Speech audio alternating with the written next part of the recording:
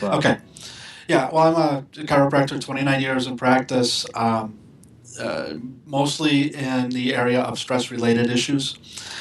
So I've been spending the last 15 to 20 years exclusively studying and working with people with adrenal related issues and all the other things that go with it. Um, and recently closed my office and do this strictly by distance, online, Skype, and website. And that's how I'm working with people now. Um, and again, it's strictly with stress related type conditions, which happen to be about 95% of health conditions nowadays. absolutely. So, What got you? First off, thank you for being with us here. sure. Yes. Appreciate Well, you. thank you for inviting me. Yes. I know we are excited as well as people in the group to hear what you have to say as far as your personal journey and I guess people you've encountered and things that you've learned and what brought you to this area. Like you said you were a chiropractor, so what got you into switching over, kind of, so to speak. Okay. Well, I had gone to National College of Chiropractic in Lombard, Illinois. That school teaches that chiropractors are primary care physicians. Um, if you take the curriculum that I studied when I was in school and Loyola Medical School from Loyola University in Chicago, the curriculum was exactly the same curriculum, except for we had more training in nutrition and then obviously chiropractic techniques, whereas medical students had pharmacology and surgery. In fact, the textbooks were exactly the same, and many of the professors were the same, taught in both schools. So I learned chiropractic from a holistic standpoint of not just adjusting people, but taking care of their entire healthcare from that whole person standpoint and treating the person rather than treating the disease or the condition. So I started practice with that. But as I proceeded through practice, I found that most people, especially for the ones that just wanted chiropractic adjustments, kept coming in with the same adjustments day after day. I could adjust them daily, some of them, and it was the same adjustments all the time. So we started digging a little bit with them, and the ones that would allow me to do that, we began to find out that most of the time it was either because they were doing the same activities, they were under the same stress, or their diet was messed up, or their exercise. So we started looking at people from that holistic approach again, and found that through my experience, most of the people that I was seeing and having to see on a regular basis like that, their problem was stress related and not chiropractic related. Um, so we started looking into all the adrenal function, thyroid function, um, and how all that affects their bodies.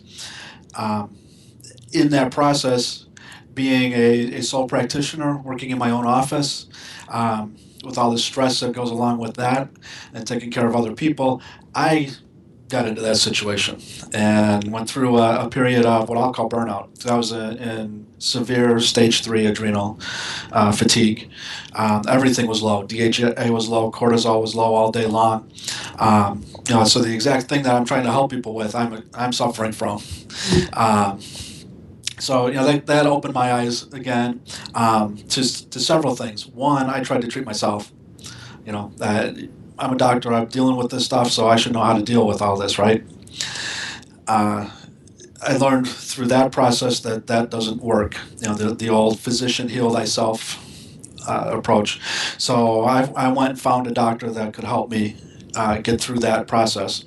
Um, and that doctor, through working with me, showed me some things with um, how neurotransmitter imbalances can occur from chronic stressors. And then once those are imbalanced, then the adrenals will never function correctly, no matter how we try to support them or recover from adrenal fatigue. How that affects thyroid function and immune system and inflammatory response is all controlled by the hypothalamus pituitary glands. So through that whole process of me getting better and getting on a good program, and recovering from my severe stage 3 adrenal exhaustion within 4 months, I made some radical changes in diet and lifestyle and all that, but it taught me that it doesn't have to be a year long or years long process if you look for the right key indicators. So I found out who his mentor was and went to that guy and got further training in looking at the neurotransmitter levels and how it affects all those other functions. Now I use an approach called the neuroendoimmune approach from neuroscience. A company in Wisconsin. They started with a laboratory, and now they also have a supplement line as well that's tailored to their laboratory findings. So using that approach along with lifestyle modification and a lot of mindset work with people, because oftentimes we don't know what we're doing to stress ourselves.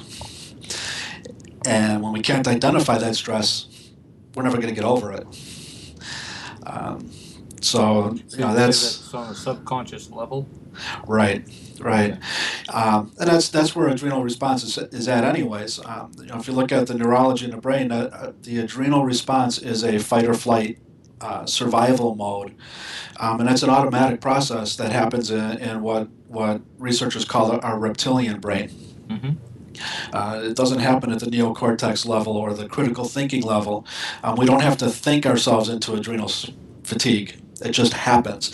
And it happens in response to stress or response to some situation that for some reason our body thinks we need to get away from.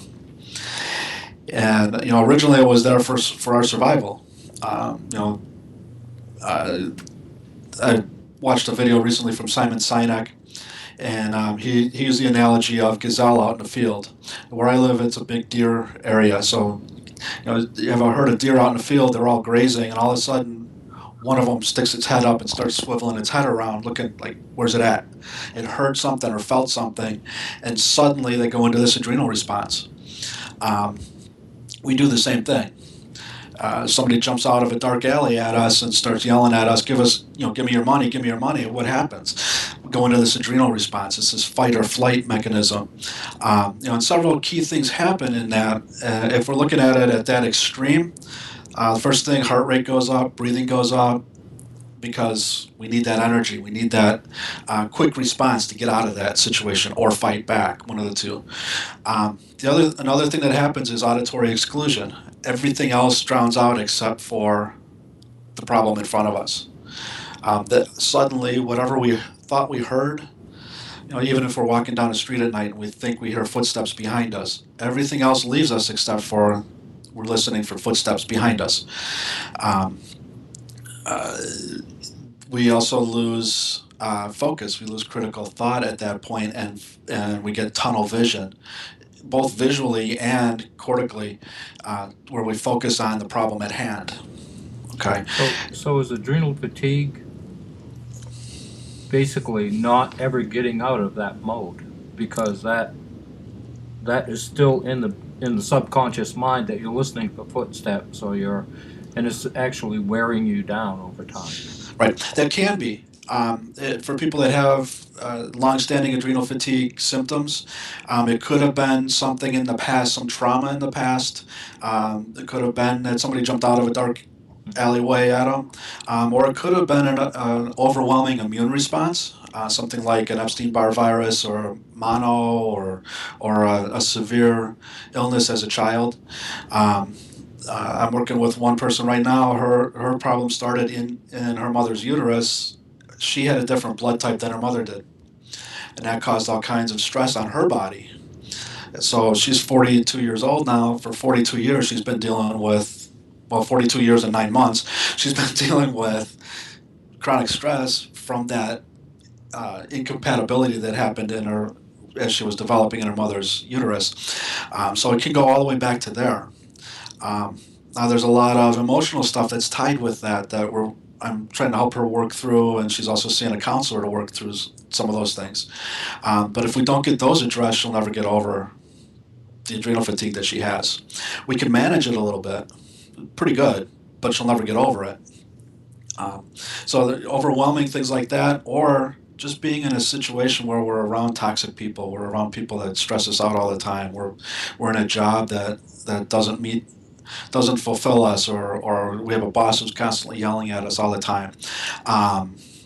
Maybe we have toxicity that we've been exposed to and the body hasn't dealt with it. That will cause a stress response, just the same as an emotional stress would. A previous injury to their body, a knee injury, a back injury, things that I saw as a chiropractor could actually cause a stress response to the body. And it's the adrenal fatigue that most of us experience today is usually related to this constant drip, drip, drip of that cortisol into our system. We're not at that fight or flight level yet, and we may never get there, but to some degree there's a little bit of that going on, where our body senses that something's not right and it's got to do something to survive. And it'll try to compensate, it'll try to work around it, and it will for a long time. So most of us don't experience adrenal fatigue until we hit our 30s, 40s, some of us into our 50s, and then crash. It didn't start in our 30s, 40s, or 50s. It started a long time back, and it just took a while to catch up to the point where the body just couldn't handle that stress anymore. With adrenal fatigue, it basically is the body has run out of its ability to produce enough cortisol to handle stress. And that's when all the symptoms start showing up. So, long explanation, it was either an overwhelming stressor or just chronic little stress every day that adds up over a period of time and causes our bodies to get into that mode where it can't keep up or can't handle that stress anymore. So, Jack, you had said with your own experience there were key factors that you found. What would you say that those are that people are missing as far as healing? Okay, a couple of really key things. Number one, everybody is biochemically unique.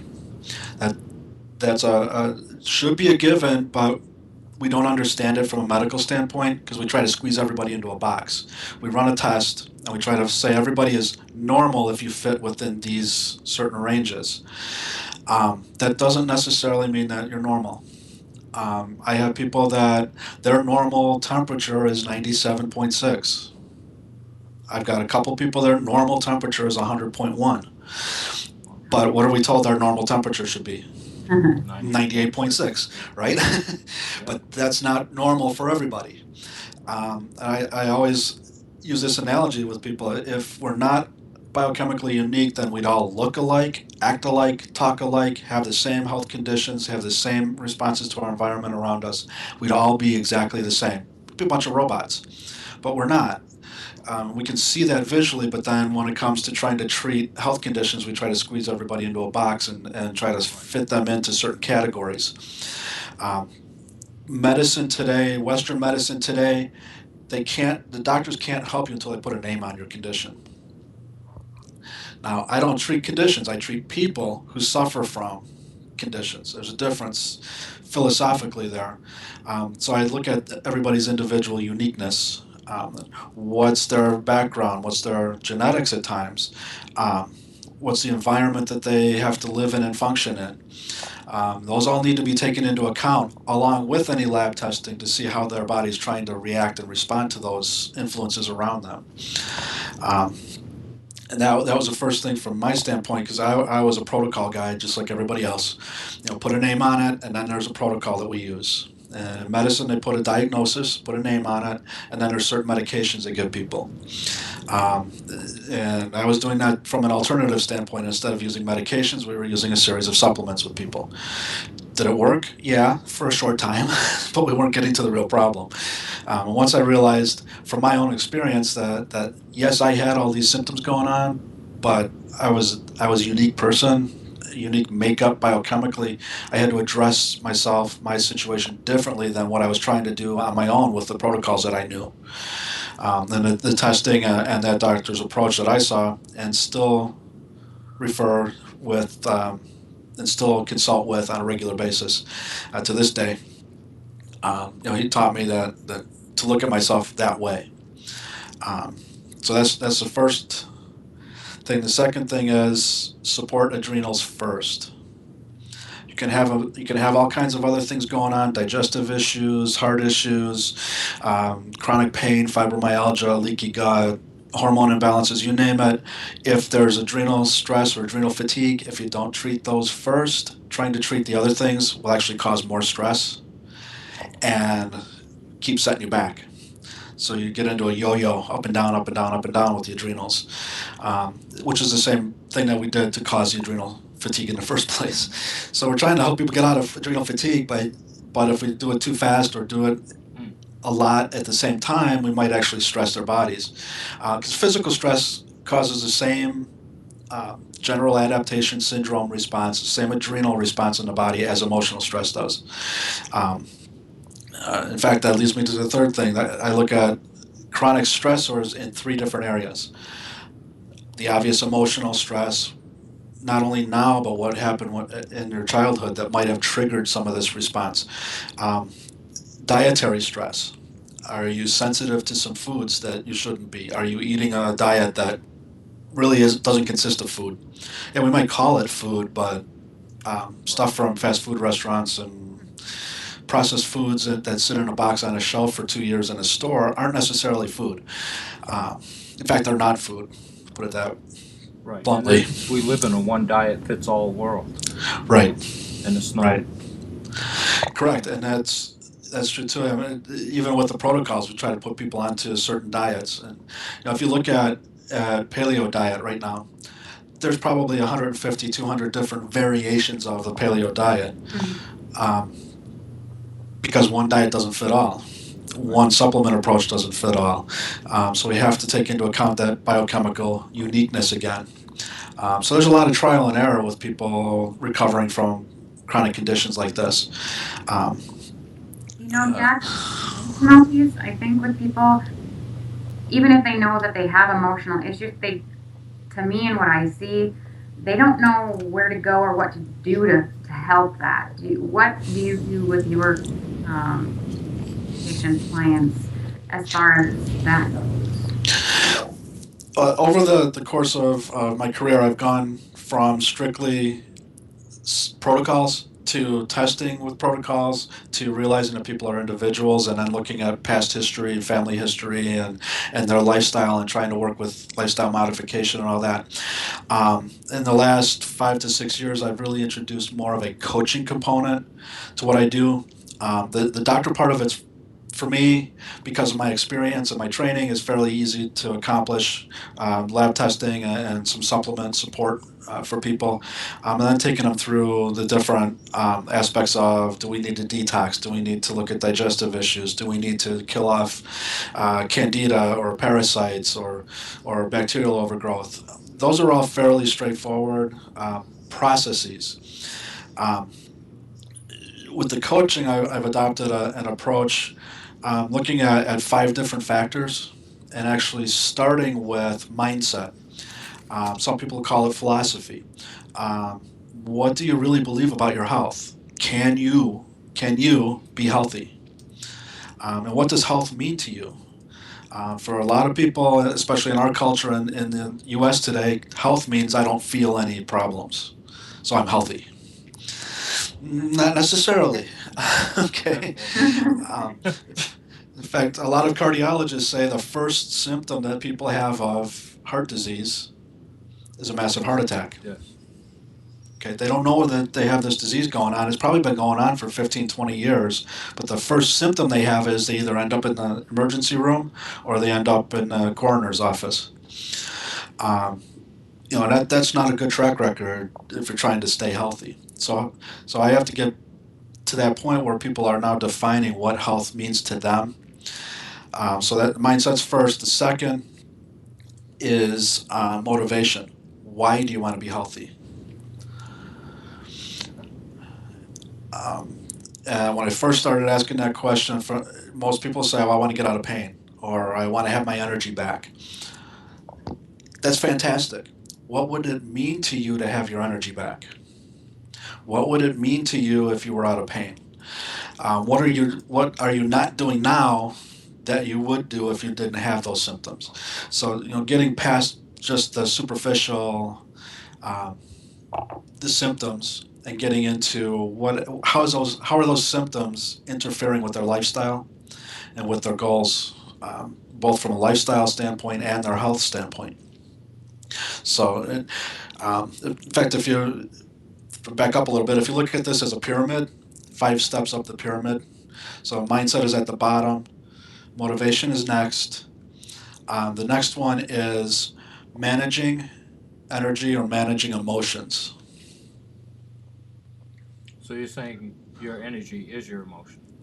Well, within a lot of approaches with self improvement or NLP and all that, they talk about managing your state or managing your energy. So a lot of our energy is actually tied to our emotional situation. If we have low mood, if we're in a situation that's stressing us out, um, that's going to cause typically will cause some energy disruption. If we're not sleeping well, we don't have enough energy to get through the day. Um, and that can also affect our mood, which now we have a counterproductive process going on there. So, looking at it from that standpoint, it's not total energy management, but a lot of our energy is wrapped around our psychology, if you will, um, our emotions. Um, and then stepping up did that answer your question before we? Yeah, I did. Yeah, Okay. because you can be totally drained, and if the right person steps in front of you, and all of a sudden your energy can go right through the roof.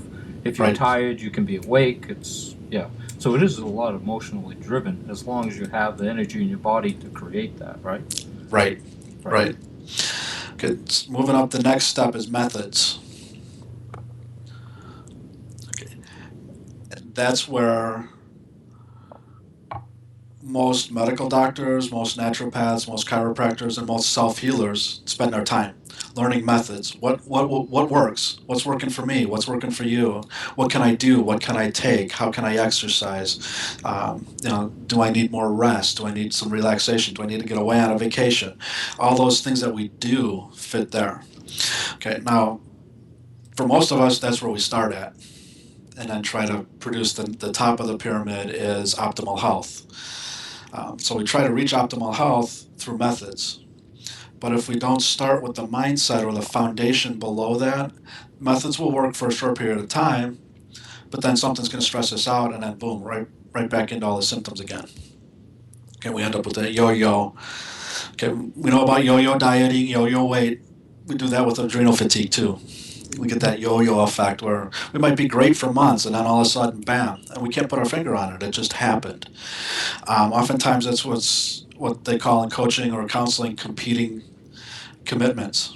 Okay, if I believe that health is the absence of symptoms, and that I'm healthy if I don't feel bad, then I'll do things to eliminate those symptoms until I do something that causes a symptom, and then bam, right back into now I'm not healthy again, and then I'll beat myself up. Sometimes consciously, oftentimes not. I'll beat myself up, going, "Why did I do that? I know better. I shouldn't have done that." It happens.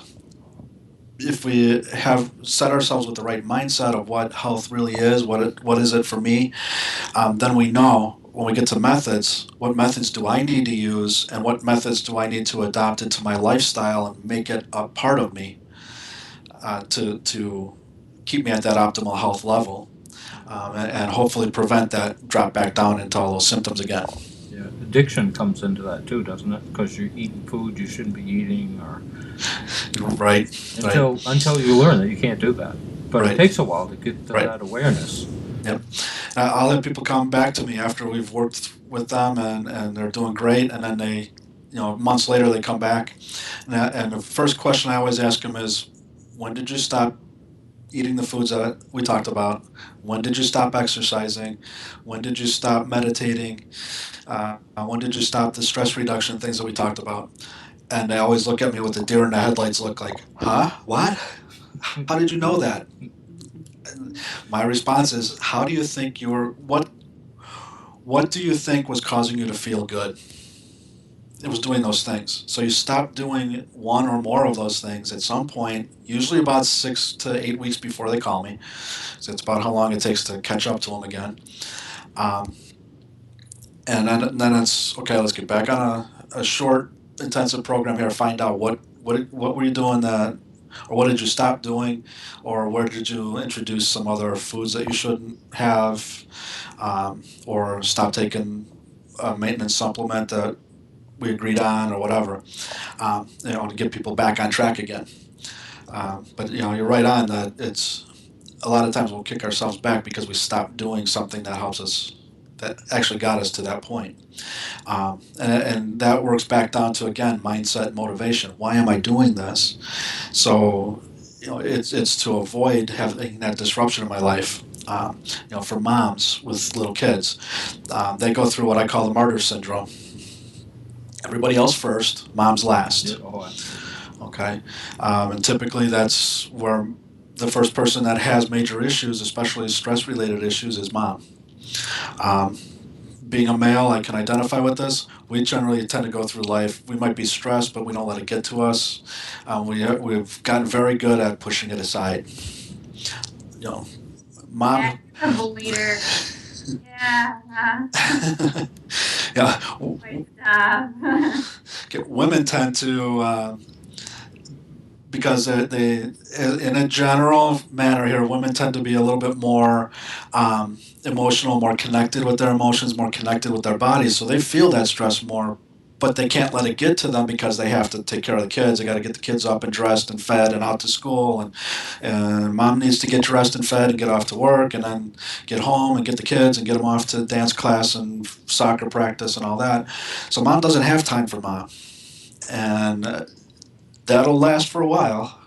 But eventually the body's going to say, you know what, I can't take this anymore. And if we ignore those, I call those stop signs. We'll start getting a little deficient with our energy, a little irritable at times. Sleep isn't quite what it used to be. Those types of symptoms are stop signs, and we typically keep blowing through those stop signs. Well, if you're driving a car and you blow through enough stop signs, what's going to happen eventually? You're gonna get that. You're going to get in an accident. Yeah. You're going to get hurt. Okay, our body will do that. It'll something will break, and we'll end up either in the hospital, emergency room, or doctor's office with these symptoms now. Instead of paying attention to the little red flags or the stop signs that have been occurring, saying, "Oh, you know what? I'm heading down the wrong road here," or "I need to pay attention and back up a little bit." We've gotten very good as a society to just keep pushing, Right. and keeping ourselves in that adrenal fatigue, adrenal response. Yeah, we're trained to be, 100% is just not enough. Now it's got to be 110, 120%. Right. And it's just driving us, and that is so weird. I was thinking the other day, and I'd like your opinion on this, that, like when people are detoxing, right? They never see fruits and vegetables flashing in their head. They see pizza and they see beer and they see all these foods. If you want to know the addicted foods, it's the one that is flashing by that's waking you up at night. Mm-hmm. It's never fruits and vegetables. Mm-hmm. That's true, and some of that goes back to actually some of our training when we were younger. Our response to a sign that says "wet paint, don't touch." What do we want? We got to go up and touch it. Got to test it. Yeah. Okay. So when I'm working with people dietary wise, especially, a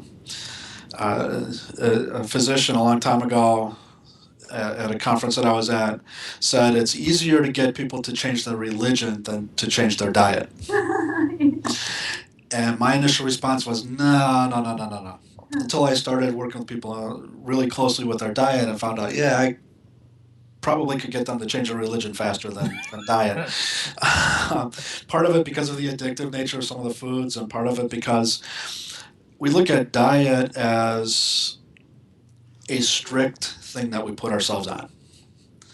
So I have to take people back to that mindset again of diet is whatever you put in your mouth. No matter what food you're eating, what you're drinking, if it goes in your mouth, that's your diet. So what I work with people with typically is I'll give some guidelines rather than a path. So I'll tell them, most diets will put you on a narrow sidewalk, going from your front door out to the street, and you have to stay on that narrow sidewalk. And they'll tell you, don't go off the sidewalk, don't eat that, don't do this. I'd rather tell people you can have all this you want. I look at it as putting them in the yard, fenced yard, but they've got all this area to play with. Okay, you can have all this you want, you can eat all this. Maybe you want to modify some ratios in there, but you can play in the yard. There's a lot here to play with. When you step outside the yard, that's when you get run over by a car or hit a tree, or you're going to have a problem. So stay inside the yard, you'll be safe in the yard. Rather than a real strict diet. Again, because one diet doesn't fit everybody. Right. Okay. Our bodies will tell us if we're paying attention to it. It'll tell us what types of foods Right. that it wants. It can't lie to you. Right. You give it what it does want, you're gonna get sick. You give it what it does want, it'll get healthy. Right. Right. Now we need to pay attention to that, because cravings are not our body telling us that we need a certain food. Craving is our body telling us something's not working right, and the body's trying to compensate. So, but if we get past the cravings and pay attention to what our body's desiring, and provide those foods for it, you'd be amazed how quickly you feel better. And that if you stay within those guidelines, you'll stay feeling better.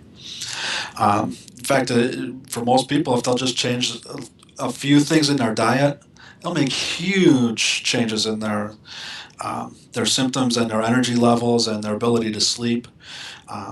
Diet is probably 80 to 90% of recovery from this. Let me back up. Diet is probably 40%, another 40% is mindset. And being able to identify the things that are stressing us out. Whether it's emotional stress or dietary or lifestyle stress, the constant running back and forth from school to work to school to home to take kids here, take kids there, got to deal with all the other stuff, or repetitive activities. We have a job where we sit all day long. That actually is a stress to the body because we're not designed to sit all day long.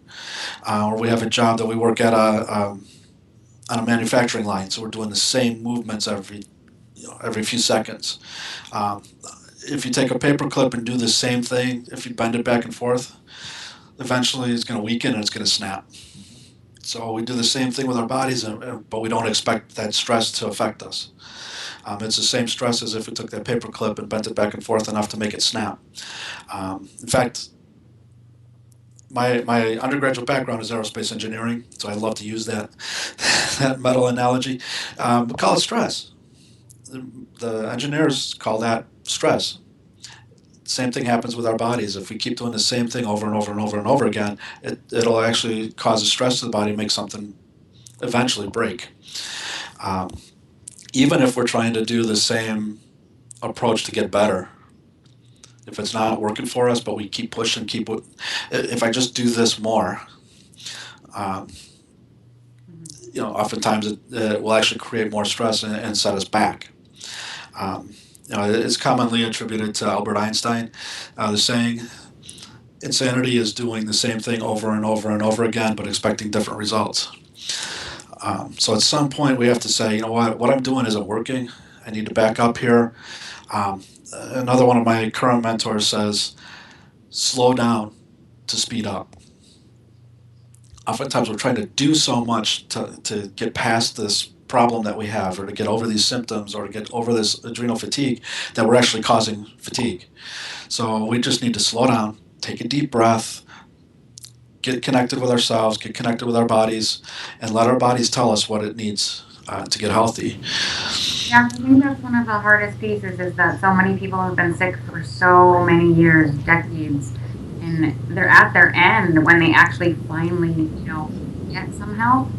But yet, then we think that, okay, tomorrow or in a week or in a month, I'm going to be better. And then when we see that that's not happening, it's frustrating, and you just look at it and go, is this worth it? I mean, we just had a gal in group who kind of was saying that. She's like, I'm taking all these supplements, I'm doing all this stuff, I'm not any better.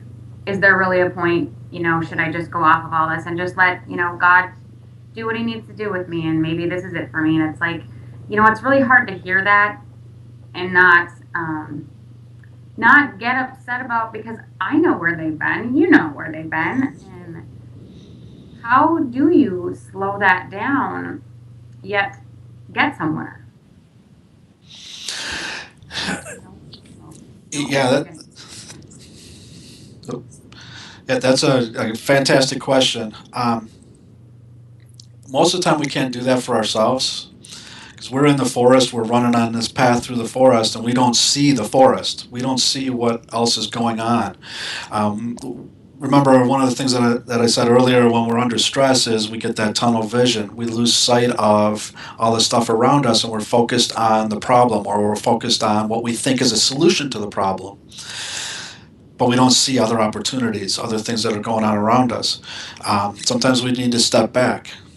And oftentimes when we're in that situation, we can't. That's where you need somebody to step in, whether it's a support group like the group on Facebook, or whether it's actually working with somebody who understands what's going on, who can help draw you back a little bit and help you see some of the other things that are going on around you, and see some of the other possible solutions or possible things that you might want to adopt into your lifestyle to help get past this. Um, when we're in that severe fight or flight, that really scared mode, and we get that tunnel vision, we don't think that happens with the chronic stuff. But it's still even though the stress has been going on for years, we still have that tunnel vision. We only see what our symptoms are, and we see that this doctor's not helping me, this doctor's not helping me, this doctor's not helping me, this person's part of the problem, and we're constantly focused on the problem instead of taking a step back and looking at, we are an organism of multiple components that all have to work together, and we function in an environment of multiple components that all have to work together.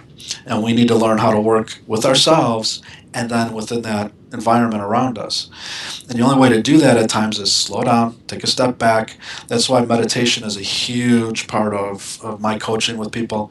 Getting them to spend even as little as 10 minutes a day just to focus on themselves, focus on getting in touch with themselves, getting in touch with their emotions, getting in touch with their body.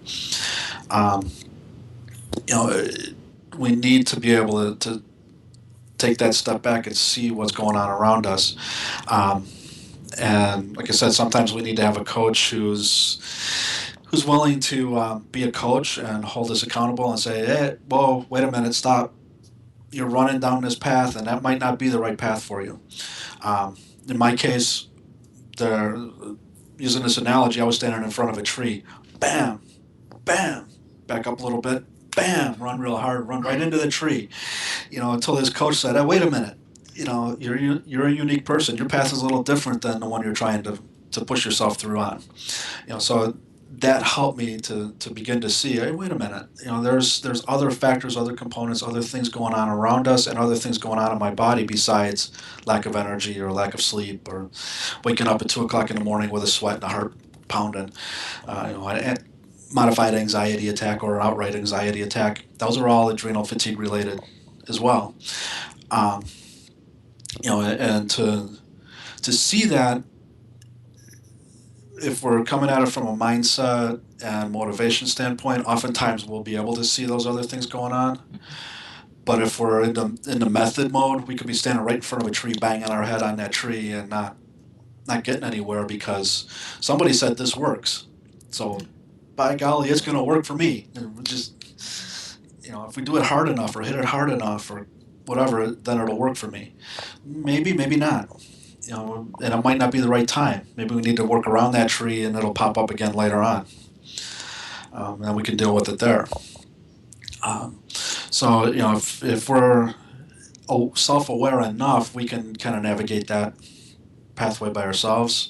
For most of us, we've got either that auditory and visual exclusion, that tunnel vision, or we're just so focused on the problem that we can't see the solution to it. And we need somebody else to point it out. It's always good to have a coach. Always, So we had, you said there were 5 things. We had mindset, motivation, managing emotion, methods, and what was because the 5th one is the most important one in your list, right? Because it's a pyramid. The 5th one is what we're all after. optimal health. Okay. That's where my M's disappear. I couldn't figure out the alliteration for an M up there.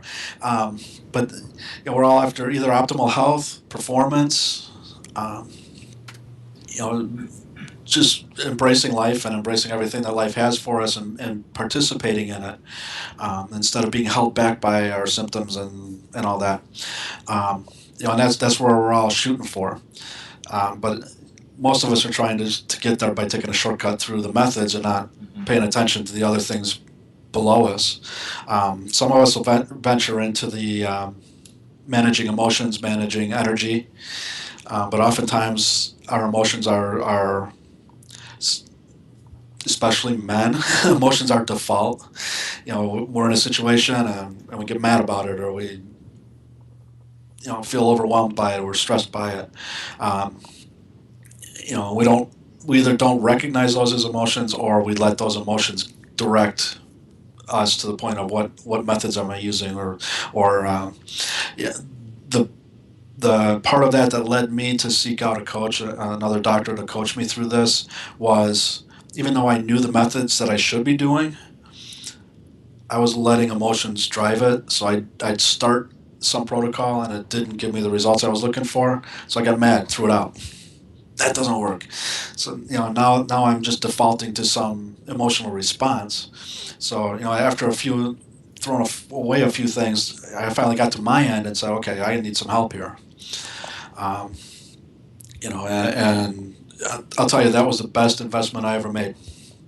In the time, energy, and it did cost some money too, of getting somebody to help me navigate through some of that stuff and point out some things that I didn't see. Even though I was working with people and calling people out on some of those things, I didn't see it in my life. In my experience, it was a lot of the exact same things that I was working with other people with. And some of it may have been because I tend to be a very empathetic, caring person. And a lot of that might have been what psychologists call transference, where I'll have allowed patients' issues to affect me. On top of the fact that I was stressing myself out with other things. So, they're learning to set boundaries and all that were things that I had to learn through some coaching at that point. Now, working with people now, I will work with them on the mindset and the motivation and to some degree a lot of emotional stuff that they may be experiencing or may have led to where they're at now. If it gets any deeper than where I feel comfortable with, then I'll refer them to a therapist or a psychologist or somebody to help work through some of those issues. Generally try to stay away from medicating them anymore, so I usually don't refer to psychiatrists unless it's really bad. But most of the issues can all be dealt with um, through some coaching of helping people uncover what their problem is. I'm not a problem solver at that point. I'm just helping them uncover it, and when they recognize, oh, that's what started this. Great. How can we handle that at this point? If it's going back to your mother and forgiving her for something she did when you were younger. Neither one of you probably realized what it did, but it triggered this response back there, and now you've been hanging on to that for so long. There's a lot of things that people can do to overcome those issues that led them to where they're at, without getting into real deep therapies, years of psychotherapy, or worse, medications to try to force their bodies or minds to do something that it should be doing on its own anyways. Right. And does exercising come into that? I mean, this is what getting out and getting fresh air and getting your mind clear and getting a good diet. But for adrenal fatigue, a lot of people they barely get out of bed, let alone exercise. What do you recommend for? A lot of trial and error again, but I found that with most of the people that I work them through 7 different major areas that we need to work with. The first one, obviously, mindset again and motivation. The second area is identifying their stressors and helping them come up with ways to deal with those or minimize those or the effects of those in their life. The third step is helping them with their sleep. I actually call it the 4 R's of health: rest, relaxation, regeneration, and recuperation. We need daily rest. We need relaxation periodically. For that, I typically, recommend that people take a 3-day weekend once every 4 months, or 3 or 4 months, and do something completely different. Go somewhere, whether it's going out, to a national park or whatever, and spending some time in a cabin, getting away. Take Eliminate as many of the stressors in your life as possible during those 3 days. So no computers, no cell phones, no tablets, no, just bring a book or whatever, and just get away and do something different to kind of recharge your body, recharge your mind. Hit you with deer in the headlights when you say that. Getting rid of the technology. Right. That's a big one, yeah. And we have all this technology to make our life simpler, but it's, as we've experienced at the beginning of this call, it caused a little bit of stress. so it's there to make our life simpler, but it doesn't necessarily do that all the time. So getting away from all that, and we seem to feel the connectedness through computers. Okay, both of my kids are grown and out of the house, but when they were, my wife, myself, my 2 kids would be in the same room watching a TV program, not a word said, but we're communicating with each other, texting on the phone. Okay. We recognize that pretty quickly and say, you know what, let's put the phones down and let's actually have a conversation here. And we can fall into that with Facebook. We can spend all day long on Facebook and think we've connected with people. Sometimes just pick up the telephone or send an email even. An email sometimes a little, but a personal contact with people and connecting with nature and connecting with other people in an environment away from the technology does wonders to soothe the soul and to calm us down and make us feel more part of life. Yeah, it's technology breaks down, but nature doesn't break down. Nope. Nature doesn't have any trash left over. The digestive system of the earth consumes everything that it creates, where man is like totally against the digestion of the earth. They want everything to last forever, and it goes against nature. And we need to I feel, and I don't know how you feel, but I feel we need to reconnect with nature. Absolutely. That's again why I recommend every 3 months or so to get away for a few days, and at least once a year we should, at a minimum, take 7 to 14 days, preferably 14, a couple of weeks away. Again, same type of thing. You can take your technology with you, but don't rely on it. But get away and do something completely different than your normal everyday lifestyle. I know a lot of people go on vacation, they just switch locations, but they keep the same lifestyle. Yeah. They're up at the same time every morning, they're running, they're going, visiting, doing this, doing that, go to, the amusement parks and the museums and the beach, and they don't take any time to relax and recover or regenerate themselves. A campfire and a conversation will do a lot. Yes. Oh, that sounds so nice right now. In fact, that's one of my biggest stress relievers, besides my motorcycle that we mentioned the other day in the group. Because on the motorcycle, I can't answer the telephone. You can't reach me. You can't talk to the guy even next to me. I could be riding with somebody, but I can't talk to him because of wind and everything in the face.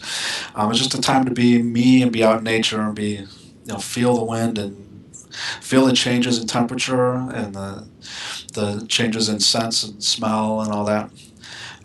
We need to do things like that, whether it's on a motorcycle or a bicycle or just walking in the woods. We all live close enough, even if you live in the inner city, you live close enough to some park or some forest preserve that you can get out and walk around for 15, 20 minutes a couple times a week. Mm-hmm. And we don't need to spend hours and hours and hours a day getting over this. If you know what to do and how your particular body's working, what is your body doing, how do you treat your body within the environment that you're working in and living in, it only takes a few minor changes that we can do in 30 to 60 minutes a day. I work with a lot of busy people, so I try to give them things that they can do and get it over with in 30 minutes in the morning, and then just watch their diet and watch some of the environmental stuff around them during the rest of the day. Do 20 or 30 minutes at night before they go to bed. That's all they need. We don't need 3-4 hours a day of working out and exercise. And Just a walk will do well. I don't know if we lost him or you still there, Jack? I think we had a technical difficulty here. we get you back. Yeah, I don't know what happened. I'm not sure where I went, but suddenly Angie's I'm picture- talking and nobody's moving on the screen, and there's Yeah, no well- response coming back. So Angie's picture is not up. I think you have to click your video button, Angie. You still there? I'm still here, yeah. there we go. Yeah. Oh, yeah, she is. All right. Because it turned my camera off too. I don't know what happened. Speaking of technical glitches, and Right. it doesn't break down. A little bit of momentary stress. So take a few deep breaths and Yeah, that Like you was do my it next good. question, actually. Do you do any deep breathing things with people or as part of an exercise program?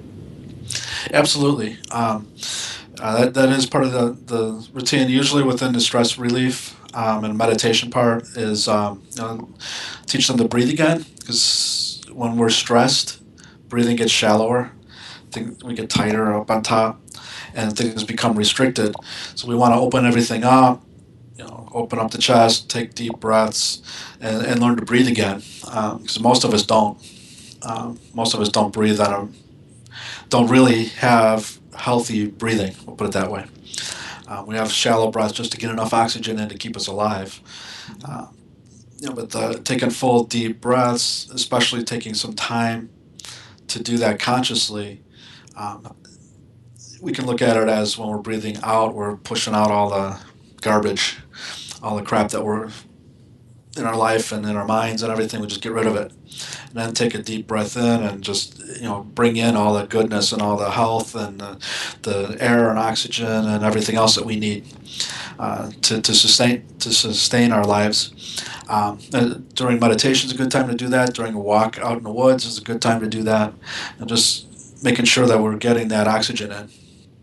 And generally, I do that early on. Exercise is one of the last things I have people start doing, because exercise is a stress. It's designed to be a stress. Now, we need some stress in our lives. Okay, we need some stress. Not on our own. No, But the God. right stress. Yeah. If there's no stress from exercise, the bones will weaken, the muscles will atrophy. Now we're not healthy. Okay, so we need a little bit of stress there. Again, appropriate stress, but and controlled. So working through these 7 steps. Again, mindset or motivation, identifying stressors and reducing or eliminating those as much as possible, and those coming into 3 areas of emotional, dietary, and lifestyle. Third being sleep, that rest, relaxation, regeneration, which happens while we sleep. So if we're not getting proper sleep, we're not regenerating and recuperating. Okay, recuperation is more, I look at it more from an injury type standpoint. However, we do micro injure ourselves all day long. Certain activities that we do provide stress to the body. I mentioned the exercise for keeping the bones and muscles strong and soft tissues strong, the ligaments and tendons. If we don't do that exercise, they'll never get strong. But they don't get strong during the exercise. Exercise actually tears them down. They get strong from the recuperation and regeneration after exercise. So the benefit of exercise happens the 24 to 48 hours after we do it, not during the time that we're doing the exercise. Are you familiar with myofascial release? Yep. Do you recommend people? Within my practice, I had a massage therapist that specialized in myofascial release. I was trained and I got my my therapist trained in what's called active release technique, which is it's very similar to myofascial release. And then we also use craniosacral therapy. Um, Great. that that help make the connection between the nervous system and the body and keep that. People who experience craniosacral therapy tend to learn to be a little bit more body aware than people come into a doctor's office, get a supplement or get an adjustment and leave. Right. There's such a light touch. I'm sorry, broke up a little bit. Craniosacral is such a light touch. Right, You right. know, I am a minimalist when it comes to treating people. What I mean by that is I believe that the body's supposed to be healthy. The body wants to be healthy. It wants to be in a balanced state, or what we call homeostasis. Things we do to ourselves or things that we don't do for ourselves can knock us off of that balance and tip the pendulum, and oftentimes they'll get stuck. That's when we have a health condition or a health challenge going on. It's my job as a doctor is identify those challenges and help people reduce or eliminate those so that we're not stuck there, and then be there to help guide the body so that it'll, as it goes through that pendulum swing, we can guide it back to that homeostasis again. It's not to physically pick up the end of the pendulum and put it in the middle. We have to let the body do that.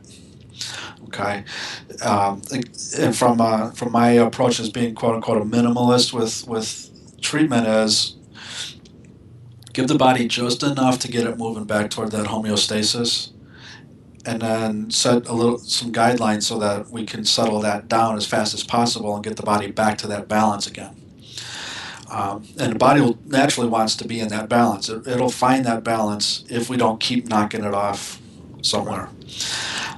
So it's why oftentimes I'll have people come in to my office with bags and bags of shopping bags full of supplements. When I'm done with them, they'll usually leave with 2 or 3 of them, or 2 or 3 different ones, and I'll tell them put those in a cabinet, or better yet, give them to your neighbor, or throw them away, get rid of them because you don't need all of those. You're actually trying to do too much to support your body, and you're interfering with your body's functions. We think it's natural, so it's not going to affect us. If it wasn't going to affect us, then how's it going to help us? So it is having an effect. Is it having the right effect? Mm-hmm. Is it helping our bodies back to that balance, or is it shoving our bodies the other way? So now we're imbalanced the other side. So now we have other symptoms to deal with or other problems to deal with, instead of trying to guide that body back to that homeostasis again. And doing that doesn't require a ton of activity. It requires some focused activity and a few key things. And that's why I generally try to address 7 things with people so that we get them back into that mode again. Some people need more of one, and we don't need to talk about the other ones because they've already got them. They've already got those under control. You brought up exercise a couple of times. I don't like to see people exercise more than 10 or 15 minutes a day. Unless you're going out for a walk, go ahead and take a half-hour walk, an hour walk, whatever your body can tolerate. But exercise is one of the last things I add into a program. We want to make sure that their adrenals have come back, the neurotransmitter balances are back to close to normal again. They're especially serotonin and GABA, which are compensatory neurotransmitters, help us sleep, slow the body down so that we can rest and regenerate. If they've had an immune system thing in the past, glutamine, histamine may be high, so we need to help pull those back down from addressing whatever the immune system issue was or is currently. Again, the bacterial overgrowth, the parasites, candida, whatever going on, and bring that back in so that we reduce those, so we can actually slow the body down and regulate the body, or allow the body to regulate itself. Okay, and doing those with diet and with some specific supplementation and a couple of lifestyle modifications, people have huge results, and quickly, because the body wants to be healthy. So all we need to do is get out of its way and let it get healthy. We get all the other stuff out of its way so that it can do that. And that's my job as practitioner, is help people identify all those things. Again, and help them dig through all those things and get them out of the way so their body can get back to that health. And then teach them what to do to maintain the gains that they made. So during this whole process, we're working with lifestyle modification, dietary choices, introducing exercise, introducing stretching, and balance. Most of us don't focus on balance. Okay. Remember I said the body wants to be in balance, but then we don't focus on it from an exercise standpoint. The way to tell if you're not in balance or not is stand on one foot, hold the other one out in front of you, and then switch feet. And oftentimes people will, one foot's real solid. I can stand there and pretty much stand there all day long. Switch to the other foot and lift the opposite foot up, and we start doing all over the place. And we're like, oh, I feel like we're going to fall down. You're not balanced. Your musculoskeletal system and your nervous system's not balanced. Your nervous system's not controlling the functions well enough to keep you balanced. So we have to work on balance exercise then too. Again, it's not for everybody. Everybody's individual. Everybody's unique. But some people that's their major issue, and that's where they need to spend their exercise time rebuilding that balance again. On top of a little bit of cardio stuff. So I generally have people doing a 7 to 13 minute workout using high intensity interval training. So we can get it done, get it over with.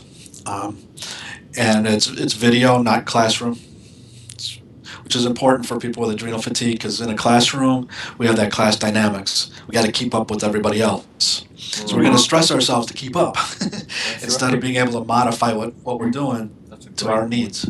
Did that in a 1 hour hot yoga, and oh dear God, did I not go back? Because it's exactly what you just said. It was like, yeah, I can keep up. Yeah, no. Yeah, you probably did, but the next day wished you hadn't done it. Yeah. Yeah. And half the class was going through the same thing. Right. I was actually very impressed that I was able to last that long, but I pushed it. I definitely knew that I pushed it. Yeah. And you build an acid in your body the whole time you're exercising. Right. So you're throwing that pH balance off. Right. Oh, yeah. Well, Jack, we want to thank you. We're coming up on the hour here, but this was all awesome information, and we loved having you, and maybe we can have you back again. You have great information.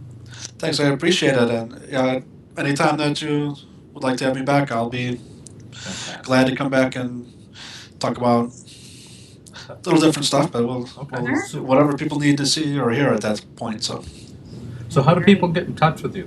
They can go to my Facebook page. It's Dr.Jack Holley.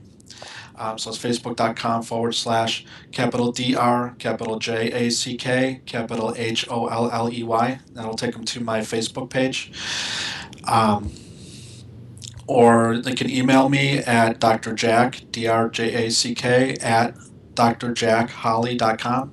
It's all one word, DRJACKHOLLEY.com. And we can go from there. I have a website that's in development, so I'm not going to send people to the website just quite yet. If you send us a link, I'll put it in the description for each of those, and I will put it in the video also. I'll put it so people can see it written out. Okay. Right in the video.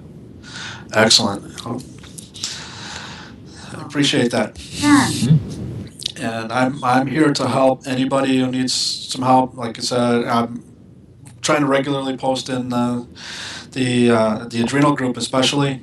And as a licensed physician, there are certain things I can't do and I can't say, just because of liability issues. But I try to be as involved as I can with that. And then if people need further help, they can contact me through any of these methods, and we'll investigate and see what I can do to help. Awesome. Wonderful. We appreciate all of your help. Thank you so much. Great. Enjoy Appreciate it. Thank you. Have a great day. Thanks, you too. Yes, all right. Thank you. Bye-bye. See you later. Bye. Bye. So, good point, because if we want to end the show, we should actually we record need to end the show. I did have one thing I wanted to finish the show off with. So, yeah. So, are you able to hear? Oh, yeah. Well, one of my ear things came out. I don't know if you saw me adjust it or Yeah, not. I saw you messing. Well, then I realized that wasn't actually, the audio wasn't coming through here. Oh, the technology is so not our friend. Yeah. Oh, it's been an interesting morning. We're trying to print stuff out for the trip, and it's not the link isn't working, and and I'm trying to get this done. This all happened like 15 minutes before the show started. So then, of course, I had to go back because I don't know why the call recorder, it's designed to pop up as soon as I start the Skype. Well, it didn't pop up, so I had to figure out how to go up into the stuff and then, but technology. Yes. It's a wonderful thing when it works. It is when it works. All right. Let's finish her off here. All right. But one thing I wanted to say to people, and I was actually able to go, and Saturday was such a good day for me that I haven't been able to go and shop and do the amount of things that I did in that entire day. It was awesome. And so I was able to get a couple pieces of clothing, and I got something that I don't ever typically buy stuff like this, but I just thought, you know what, it's comical, it kind of pertains a lot to my situation, everybody, what we're in, what we're doing, and a little bit just about me, but I got this piece of clothing, and I don't know if you can read it here at all, but can you read that? Insanely perfect. Insanely perfect. Oh, right. I thought it was very fitting for myself and just us, and realizing just how comical that statement is, that we're so far from perfect, and we try to every day, especially in being perfect on our on what we do on a daily basis, on our way of eating, our way of what we're doing to help ourselves, on the pills we're taking, on this, on that, and we get so focused on that, and it makes us insane.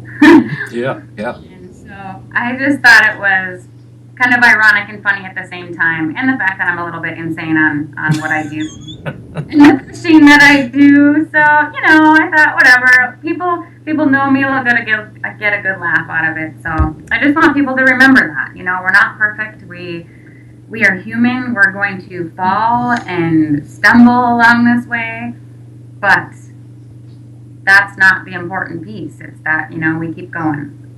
Absolutely. We stay focused, take it slow and easy unless you're in a life-threatening situation, and time is going to go by anyway, and this is something that took years for what we're facing to build up in our body, and it's going to take a while to get it back out. It really is that simple. So time and patience, staying focused on the diet and the live liquids and fruits and vegetables. When it hit me the other day about that, why is it nobody has fruits and vegetables go by when they're detoxing? Craving and going crazy. It doesn't have the chemical addictions added into it like the processed food does, and that's how you know that food is addicting. I was sitting at the computer the other day, and I was having some of my juice here, and this full color technical video of this roll of cheese floated by. Now, I was looking at the computer screen, and all of a sudden this big thing of cheese just kind of floated by. I was like, what was that? But those are the things that we face, those are, and that doesn't mean I want to bring out that cheese either. I was more shocked by it than anything. It's like, where did that come from? And why? I wasn't even thinking about cheese. So, just weird things that happen to us. But it is. They are weird, and they're crazy, insane stuff that, you probably can't really explain to other people, but we get it. We get it because it's happening to us, and those, once you can get past those cravings too. I don't crave stuff anymore. I don't either. That's why I can't figure out where that cheese came from. I wasn't even thinking about it. Too. But evidently, the critters that are left in the yeast, mold, fungus, and whatever is in there, parasites, have a video control over my mind. And they wanted cheese. They didn't get it, but it's just weird how all that stuff happens. It is. So I'm going to be off the internet for a while because I'm going to be in Colombia at a retreat. Right. So that will be awesome. Yeah, Val and I are both going, and we're really looking forward to it. And we leave just in a couple of days, so we have a lot of stuff we have to get ready. Things we have to print out because we're going to a different country. So, I mean, there's a lot of things that we have to do to set that all up. But anyway, that's why if people are looking for me. That's why I'm not around. Yeah. So guys, if you're messaging him or whatnot, you're expecting messages back. It's going to be a little bit, but he hasn't disappeared forever. Yep, and I'll probably do my best. I will do my best to keep up and. Yes. But I'm only one person too, guys. So give me a break. Cut me some slack. So, yes, be patient, and Angie will get to you as soon as she can. And when I come back, then I'm sure I'll have a lot of things that I'll have to go through. But you'll be having all these messages of me screaming at you. Here, where are you? Lord knows I will forget that you were gone. Yeah. So, anyways. where can people get in touch with us? You guys know you can find us at LivefoodDtox@gmail.com. Any questions or any people that you would like to see, come on and talk with us. Because we've had some really awesome people on, and Yes. we are about to get some more, and we have, we're open to anybody else that you guys might know of that would be great. So, you guys all have a great day. Keep going. You got this, and just remember, we're not all perfect, and we're going to get there. All together. Absolutely. And stay in touch. Stay in touch. Don't wait till it's so bad that you're in a crisis situation. Communicate so that we can help, because we may be able to see things that other people can't, where we can help you slow down or whatever it is. That's what most of the issues are. People are either detoxing too fast or they've waited too long to start. Yeah. So just remember, we love you all, and we're here, and we're going to be having more people on and sharing more information so that we can all grow together and get well together. So, Right. Amen. absolutely. Love you, and I will see you later. Love you too. Where's my Bye-bye, guys. Bye.